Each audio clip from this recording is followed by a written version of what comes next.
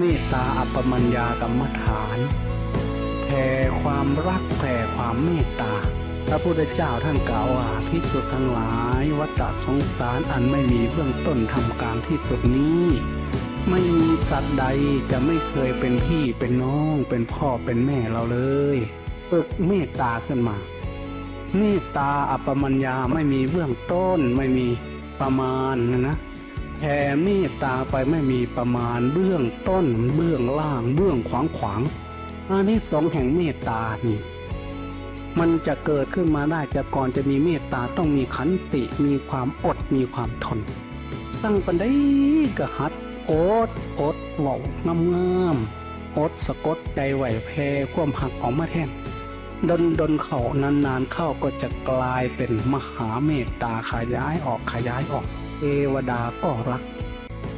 คนก็รักคนเฮานี่หักกันย้อนความดีความงามความปากความเบา